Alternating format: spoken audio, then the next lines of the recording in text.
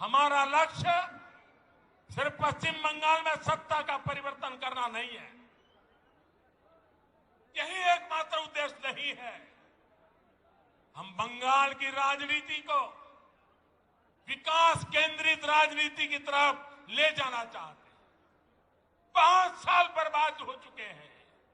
अब बंगाल को बर्बाद होने का अवसर किसी को नहीं देना चाहिए और इसलिए हम आशोल परिवर्तन की बात कर रहे हैं। और आशोल परिवर्तन के इस महायज्ञ में बंगाल के लोगों को भी ये भी याद रखना है कि उनके साथ किस तरह का छल बार बार लगातार कैसा छल किया गया है, इसे भूलना नहीं। साथियों, आजादी के नारे पर कांग्रेस सत्ता में आई थी।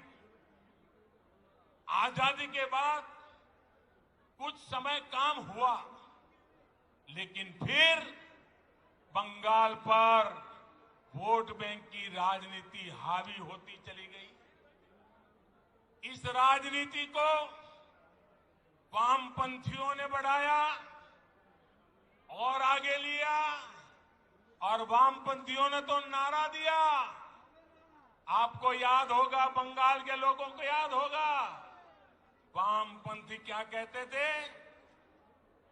कांग्रेसेर कालो हाथ, कांग्रेसेर कालो हाथ भंगे दाओ गुड़िए दाओ।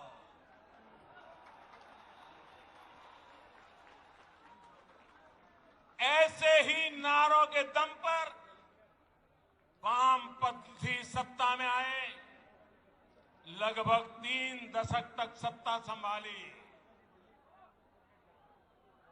मैं जरा पूछना चाहता हूं, आज उस काले हाथ का क्या हुआ रे? ये काला हाथ कैसे गोरा हो गया रे? जिस हाथ को वामपंथी तब काला समझते थे, वो आज सफेद कैसे हो गया?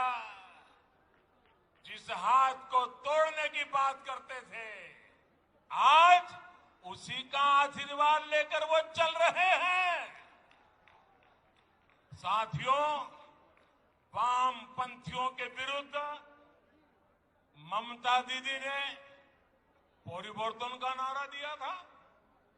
पश्चिम बंगाल से मां, माटी, मानुष के लिए काम करने का वादा किया था।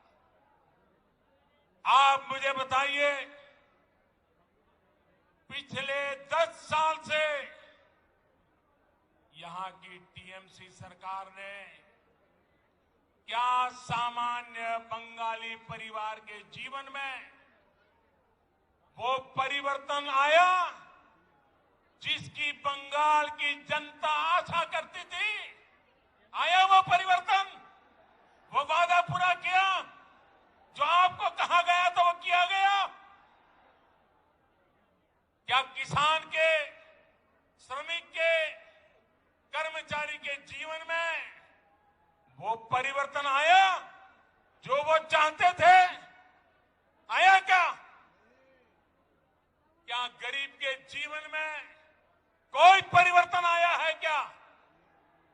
गरीब और गरीब हो, ऐसा काम उन्होंने किया है कि नहीं किया है?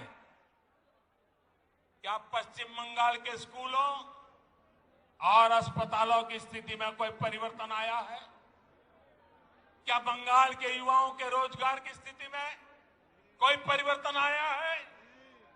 क्या बंगाल के औद्योगिकरण में वो परिवर्तन आया जितना उसका सामर्थ्य है? क्या दशकों से चली आ रही खून खराबे की राजनीति में परिवर्तन आया क्या? साथियों, आज आज बंगाल में मां माटी मानुष की क्या स्थिति है, ये आप भली भांति जानते हैं। मां पर गली गली में हमले होते हैं, घर में घुसकर मां पे हमले होते हैं। अभी हाल में जो 80 साल की बूढ़ी मां के साथ हुआ है, जो निर्ममता दिखाई गई है, उसने इन लोगों का क्रूर चेहरा पूरे भारत को दिखा दिया है। बीते 10 साल में बंगाल की शायद ही कोई मां है, शायद ही कोई बेटी है जो किसी न किसी अत्याचार के कारण रोई नहीं है।